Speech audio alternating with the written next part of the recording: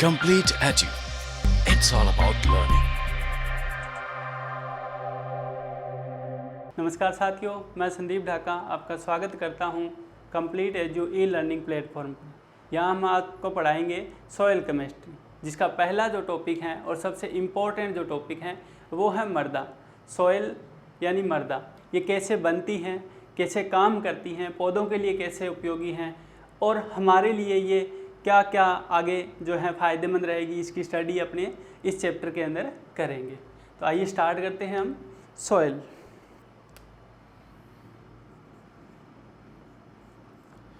Soil जो है इसकी जो स्टडी करते हैं, जिस सब्जेक्ट के अंदर करते हैं वो सब्जेक्ट है सॉइल साइंस।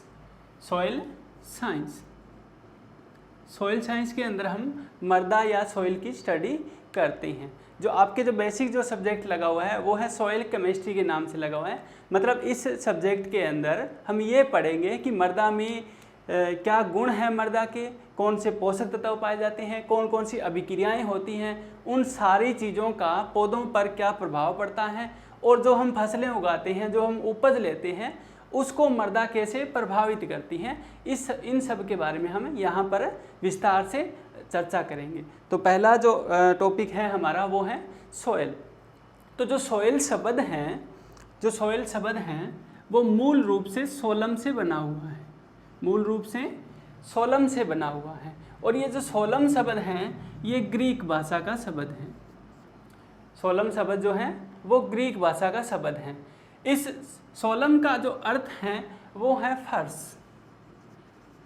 सोलम का अर्थ है फर्श अर्थात फ्लोर। जैसा कि नाम से ही प्रतीत हो रहा है, जो फर्श हैं मतलब जो हमारे कमरे के अंदर या मकान में जो फर्श लगाया जाता है, वैसे ही जो पृथ्वी है, हमारी धरती जो है, उसके ऊपर जो एक फर्श के रूप में, एक चादर के रूप में जो फैली रहती हैं, उसको हम कहते हैं मृदा या सॉइल कहते हैं। तो सॉइल जो है वो ग्रीक भाषा के सोलम से लिया गया है, जिसका मतलब है फर्श या फ्लोर कह सकते हैं अपने इसको। अब अपने देखते हैं कि ये जो मृदा है इसका जो अध्ययन है हम वो आगे इसकी दो शाखाओं में किया जाता है। पूरी सॉइल साइंस को हम दो शाखाओं में पढ़ते हैं। तो यहाँ पर जो दो शाखाएं हैं उन दो शाखाओं की बात कर लेते हैं। तो जो पहली शाखा है वो है पेडोलॉजी, पहली शाखा है पेडोलॉजी। और जो दूसरी शाखा है वो है इडेफोलॉजी, दूसरी शाखा है इडेफोलॉजी। इनके बारे में हम जानेंगे कि इस शाखा में क्या होता है और इस शाखा में किस चीज़ का अध्ययन अपने किया जाता है। तो अपने आगे विस्तार से चर्चा करेंगे। पहले अपने देखते हैं पेडोलॉजी के बारे में कि ये क्या है।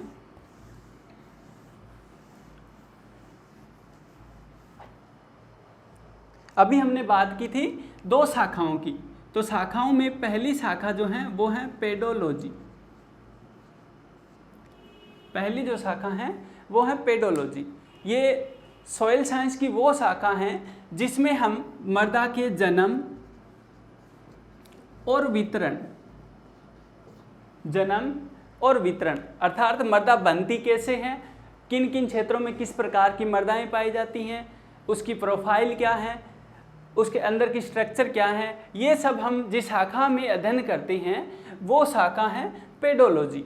अब बात आती है यहाँ पर दूसरे इम्पोर्टेंट पॉइंट की, वो है फादर ऑफ पेडोलॉजी, कि इस पेडोलॉजी के जो पिता हैं वो कौन कहलाते हैं।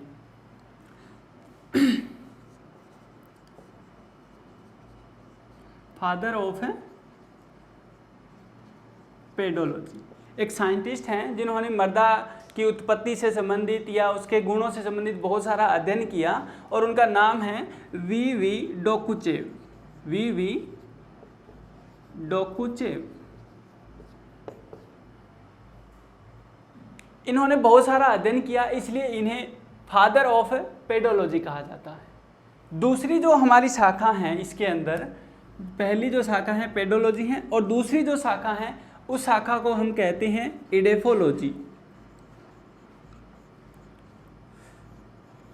दूसरी जो शाखा है उस शाखा का नाम है इडेफोलॉजी। इस शाखा के अंतर्गत हम मृदा का उच्च पादपों के साथ संबंधों का अध्ययन करते हैं। उच्च पादपों के साथ संबंधों का अध्ययन, संबंधों का अध्ययन करते हैं। यानी ये वो शाखा हैं जिसके अंतर्गत हम ये जानकारी लेते हैं कि जो मृदा हैं वो उच्च पादपों के साथ, जैसे हम जो फसल उगाते हैं या पेड़ पौधे हैं हमारे, उसको कैसे प्रभावित करती हैं, किस प्रकार से पेड़ पौधे मृदा में जीवित रहते हैं, कौन कौन से पोषक तत्व ग्रहण करते हैं, ये सारी चीज़ें जो हैं हम इडेफोलॉजी के अंतर्गत पढ़ते हैं। एक वैज्ञानिक जिनका नाम है जॉन बॉपिस्ट, वैज्ञानिक जिनका नाम है जॉन बॉपिस्ट, इन्होंने गमले में पौधे लगाकर बहुत सारे उस पर अध्ययन किए और इस निष्कर्ष पर पहुंचे कि मृदा में कुछ ऐसी चीज़ें हैं जो इस पौधे की वृद्धि को प्रभावित करती हैं। इसी कारण इन्हें फादर ऑफ इडेफोलॉजी कहते हैं। फादर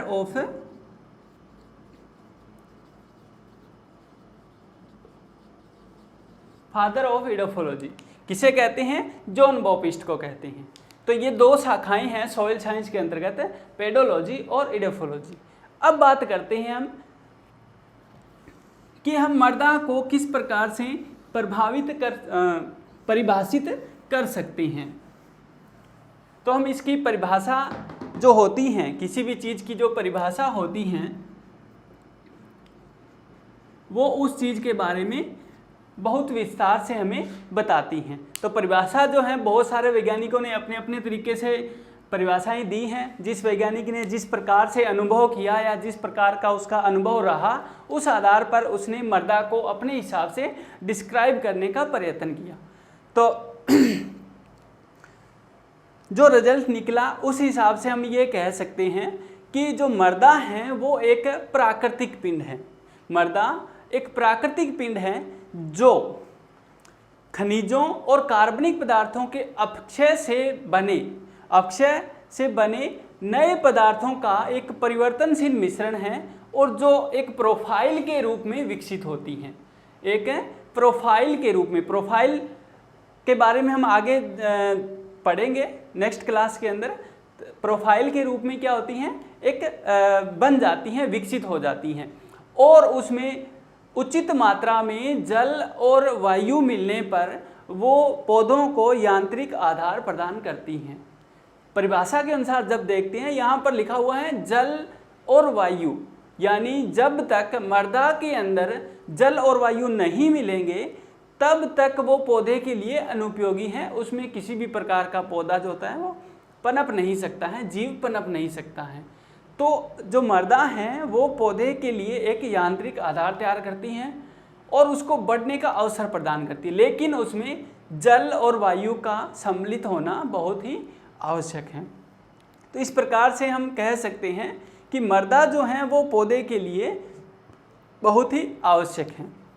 आगे हम चलते हैं और देखते हैं मृदा के बारे में। और तो बात आती है कि अभी मैंने बात की कि मृदा एक क्या है? प्राकृतिक पिंड है।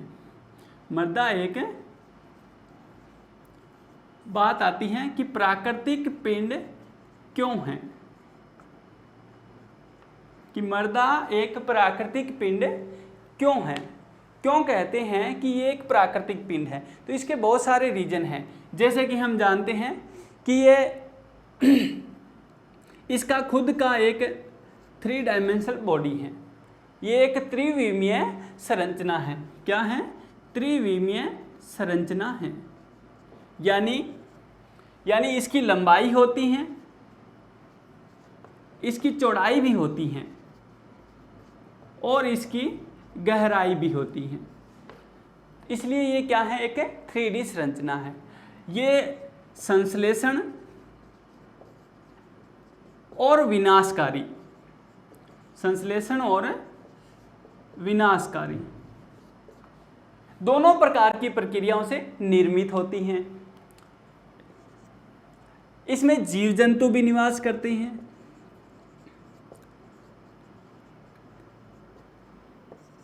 इसका जन्म भी होता है। इन सब कारणों से इन सब कारणों से मृदा को प्राकृतिक पिंड कहा जाता है। इन सब कारणों से मृदा को प्राकृतिक पिंड कहा जाता है। अब बात करते हैं कि जो मृदा है वो पौधे के लिए क्यों आवश्यक है। अब प्रश्न आता है कि पौधों के लिए मृदा आवश्यक क्यों है। तो हम इसके बारे में जानते हैं कि जो मृदा है वो पौधों को ऐसी क्या चीज़ें प्रदान करती हैं कि इसकी आवश्यकता जो है वो सबसे ज़्यादा होती हैं पौधों को।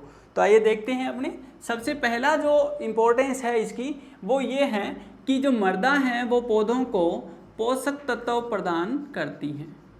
पोषक तत्व प्रदान करती हैं। मृदा में जैसा कि हम जानते हैं बहुत सारे पोषक तत्व पाए जाते हैं जो पौधे के लिए बहुत ही आवश्यक होते हैं। उन तत्वों को पौधा मृदा से ग्रहण करता है और ग्रहण करने के बाद में अपने वृद्धि और विकास में, भोजन बनाने में काम में लेता है, जिससे कि पौधे की वानस्पतिक वृद्धि होती है, पुष्पन होता है, फलन होता है, जिससे हमें उपज प्राप्त होती है। तो पोषक तत्व, बहुत सारे पोषक तत्व हैं जिसमें से कुछ इम्पोर्टेंट हैं, जैसे कि नाइट्रोजन है, फास्फोरस हैं,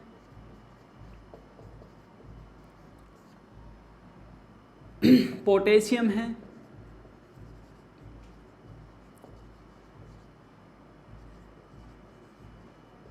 कैल्शियम है, मैग्नीशियम है,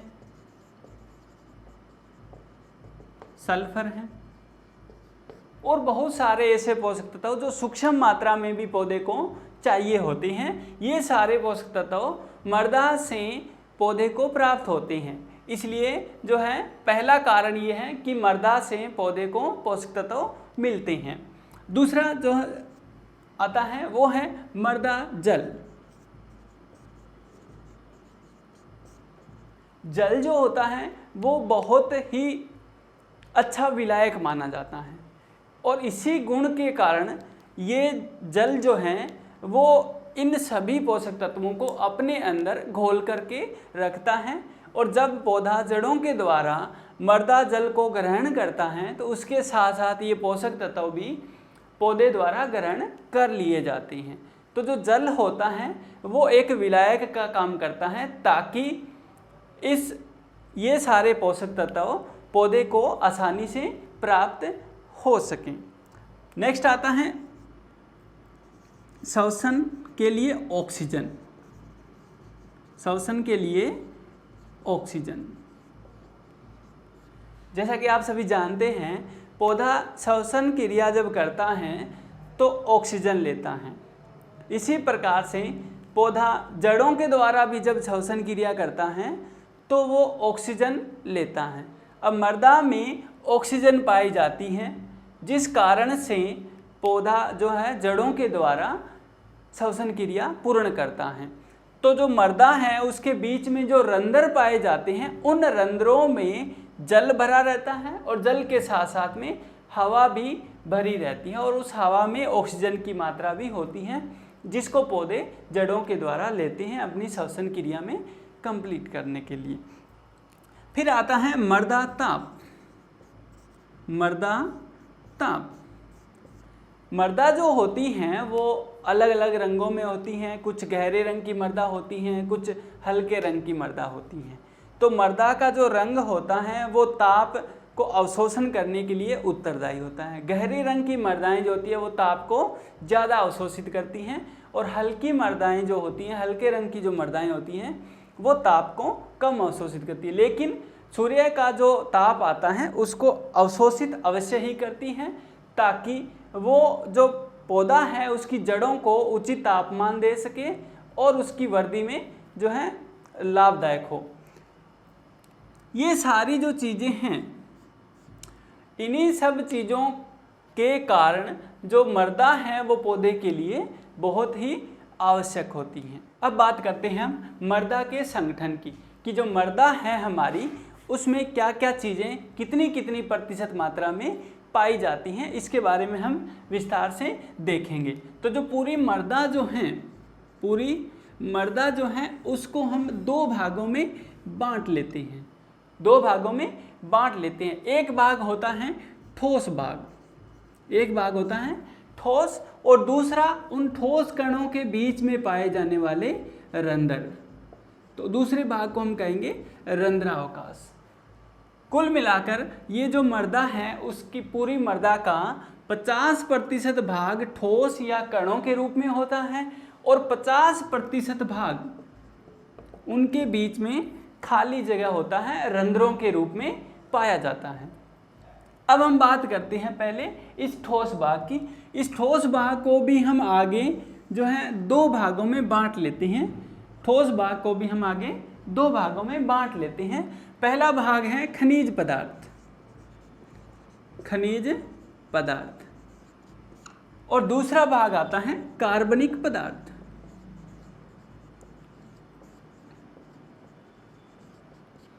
यानी जो मृदा है उसमें खनिज पदार्थ भी पाए जाते हैं और कार्बनिक पदार्थ भी पाए जाते हैं। इस पूरी मृदा का 45% भाग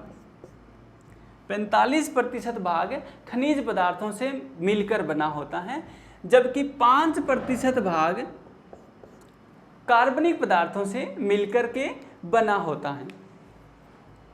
जो रंध्रावकाश हैं वो भी दो चीज़ों से मिलकर बनता है। जो मृदा के बीच में खाली रंध्र हैं उन रंध्रों में या तो जल भरा रहता है जिसको मृदा जल कहते हैं, या वायु भरी रहती हैं जिसको मृदा वायु कहती हैं, जिसको मृदा वायु कहती हैं। ये पूरा 50% भाग रंध्रों के रूप में होता है। इसमें 25% जल और 25% वायु पाई जाती हैं। लेकिन हर स्थिति में ये सही हो ये भी नहीं है, क्योंकि जब हम सिंचाई करते हैं तो जो मृदा के बीच में रंध्र हैं उन रंध्रों में जल भर जाता है, तब वायु बाहर निकल जाती हैं और उसकी प्रतिशत मात्रा भी कम हो जाती है। इसी प्रकार से जब मृदा शुष्क होती हैं तो उसमें वायु भर जाती हैं और जल जो होता है वो कम हो जाता है। अब बात करते हैं हम इन खनिज पदार्थों की। तो खनिज पदार्थों में भी क्रिस्टलॉइड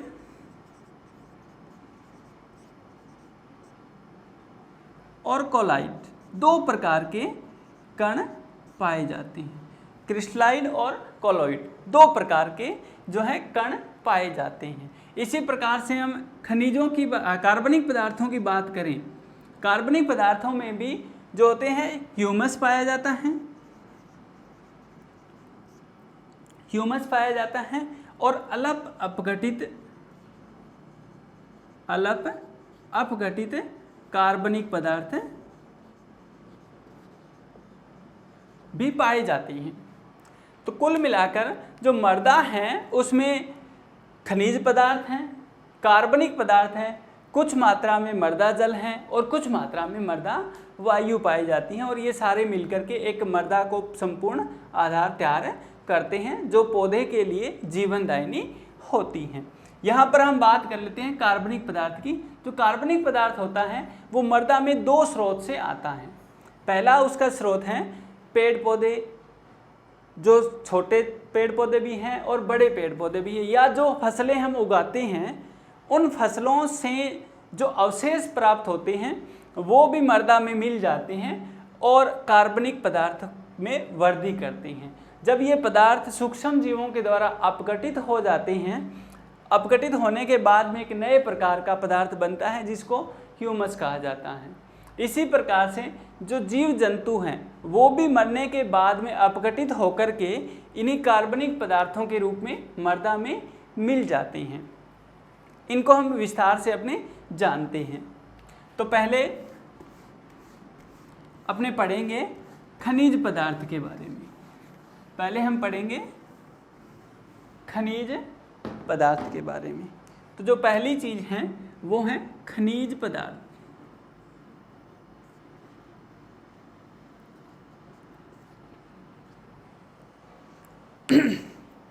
खनिज पदार्थ जो होता है वो कुल मृदा का 45% होता है, परंतु जब पूछा जाए कि ठोस भाग का कितना होता है, ठोस भाग का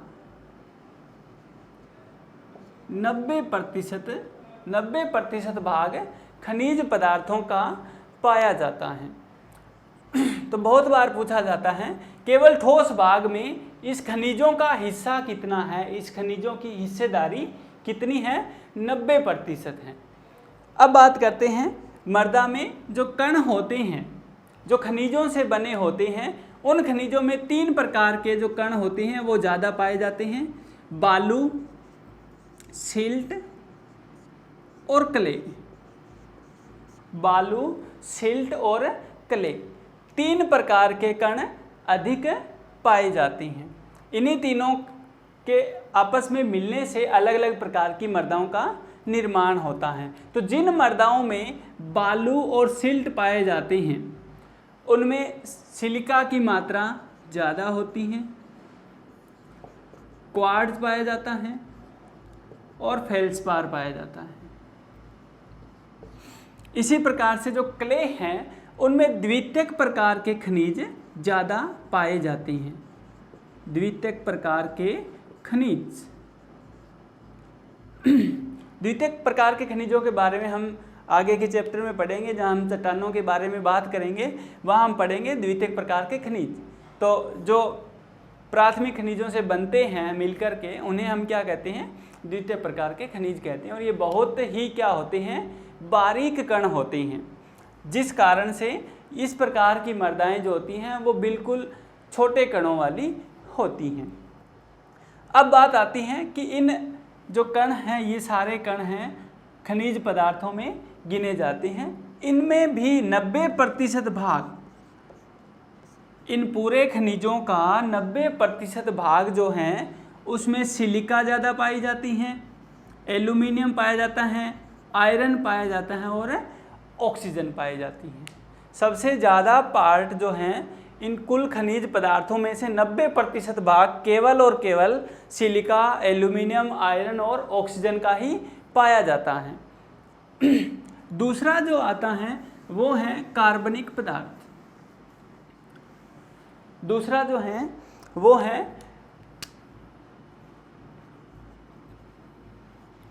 कार्बनिक पदार्थ। जैसा कि अभी हमने थोड़ी देर पहले बात की थी कि जो कार्बनिक पदार्थ जो होता है वो मृदा के कुल आयतन का 5% भाग होता है।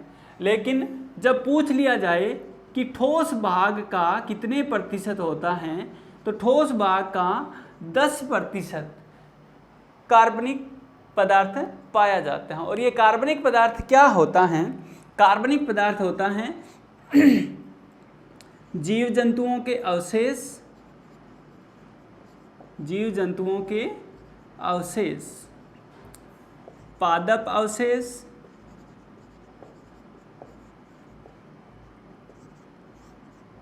अपनी हरी खाद, ये सारी जो चीज़ें हैं वो किस में आती हैं, कार्बनिक पदार्थ में आती हैं। और ये सारी चीज़ें सूक्ष्म जीवों के द्वारा अपघटित होने के बाद में ह्यूमस का निर्माण करती हैं। और ह्यूमस जो होता है वो कोलाइडी पदार्थ जो होता है वो मृदा में जो उसकी जल धारण क्षमता है उसको बढ़ाता है, उसकी उर्वरा शक्ति को बढ़ाता है। तो ह्यूमस जो है वो पौधों के लिए बहुत ही लाभकारी होता है। तो जिन मृदाओं में कार्बनिक पदार्थ की मात्रा ज़्यादा पाई जाती है उनकी उर्वरता भी अधिक होती है। अब बात करते हैं अपने रंध्रावकाश की।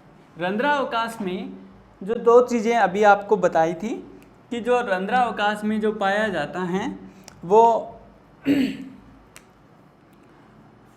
पहले अपने बात करते हैं मृदा जल की। मृदा जल की, मृदा में जो रंध्र होते हैं उनके बीच में जो जल पाया जाता है उसको हम कहते हैं मृदा जल। और ये जो जल होता है ये विलायक का काम करता है मृदा में पाए जाने वाले पोषक तत्वों के लिए। तो जो कण होते हैं मृदा के, खनिजों के जो कण हैं वो जब जल में घुलते हैं तो उनमें से पोषक तत्व मुक्त होकर के जल में आ जाते हैं और फिर पौधे की जड़ों के द्वारा उसको ग्रहण कर लिया जाता है। आयतनात्मक रूप से ये 25% पाया जाता है, लेकिन जल जो है वो सिंचाई या अपनी जो बारिश है या वर्षा है उसके द्वारा निर्धारित होता है कि मृदा में कितना जल दिया गया है। अगर हम सिंचाई करते हैं, सिंचाई के तुरंत बाद में जल की मात्रा रंध्रों में बढ़ जाती है और वायु की मात्रा कम हो जाती है। तो जो जल होता है वो बहुत ही अच्छा क्या है, विलायक है। दूसरा, जल से पौधे को हाइड्रोजन और ऑक्सीजन मिलती है। तो ये जो होता है, जल जो होता है वो पौधे के लिए बहुत ही आवश्यक है। इसी प्रकार से तीसरी चौथी चीज जो अपने देखते हैं वो है मृदा वायु। मृदा वायु मृदा वायु में जब हम बात करते हैं तो मृदा वायु का संगठन भी वायुमंडल की वायु की तरह ही होता है। तो अपने पहले इसका संगठन देखते हैं कि क्या संगठन इसका पाया जाता है। वायुमंडल में पाई जाने वाली वायु और मृदा में पाई जाने वाली वायु का संगठन थोड़ा सा भिन्न होता है, लेकिन लगभग वैसा ही होता है। तो जो नाइट्रोजन है, मृदा में जो वायु पाई जाती हैं उसमें नाइट्रोजन की मात्रा जो है वो वायुमंडलीय वायु की अपेक्षा थोड़ी अधिक मात्रा में पाई जाती हैं, थोड़ी अधिक मात्रा में पाई जाती हैं। इसी प्रकार से ऑक्सीजन जो है, ऑक्सीजन वायुमंडलीय वायु की अपेक्षा थोड़ी कम पाई जाती हैं, थोड़ी कम पाई जाती हैं। लेकिन CO2 कार्बन डाइऑक्साइड, मृदा के अंदर CO2 की मात्रा वायुमंडलीय वायु से 10 गुना ज़्यादा पाई जाती हैं। कितनी? 10 गुना ज़्यादा, 10 गुना ज़्यादा पाई जाती हैं। और ये क्यों पाई जाती हैं? क्योंकि मृदा के अंदर जो जीव हैं, सूक्ष्म जीव जो हैं, वो श्वसन क्रिया भी करते हैं, वो अपघटन भी करते हैं। इसके अलावा पौधा, जैसा कि बताया था कि जड़ों से श्वसन करता है, तो इन सब के कारण से मृदा में CO2 की मात्रा बढ़ जाती है। तो मृदा जो संगठन है उसमें 3 चीज़ें सबसे इम्पोर्टेंट है। अब बात करते हैं अपने कि ये क्यों इम्पोर्टेंट है। तो अभी मैंने जैसे बात की थी कि जो मृदा है उसमें जो जड़ें पाई जाती हैं पौधे की, वो पौधे की जड़ें जो हैं, पौधा श्वसन क्रिया जब करता है तो उसमें ऑक्सीजन ग्रहण करता है। पौधा जब श्वसन क्रिया करता है तो ऑक्सीजन ग्रहण करता है और पौधे का प्रत्येक भाग, पत्तियाँ जो होती हैं वो भी जो है ऑक्सीजन ग्रहण करती हैं। लेकिन जड़ें, पौधा जो होता है वो जड़ों से भी श्वसन क्रिया करता है और जब श्वसन क्रिया करता है तो पौधा ऑक्सीजन लेता है। तो मृदा वायु में पाई जाने वाली जो ऑक्सीजन है उसका पौधा जड़ों के द्वारा श्वसन के रूप में ग्रहण करता है और बदले में जो है CO2 छोड़ता है। तो इस प्रकार से जो पौधा होता है उसके लिए मृदा में पाई जाने वाली ऑक्सीजन भी श्वसन के लिए लाभदायक होती है। दोस्तों, आज की हमारी क्लास आपको कैसी लगी, इसके लिए आप हमें कमेंट कर सकते हैं तथा किसी भी प्रकार के डाउट के लिए आप हमारी लाइव डाउट क्लास को ज्वाइन कर सकते हैं। इसके लिए आप हमारे YouTube चैनल को सब्सक्राइब कीजिए और बेल आइकन को प्रेस कीजिए। इसके साथ ही हमसे जुड़े रहने के लिए आप हमारे अन्य सोशल मीडिया प्लेटफॉर्म जैसे YouTube, ट्विटर, फेसबुक आदि को फॉलो करना ना भूलें।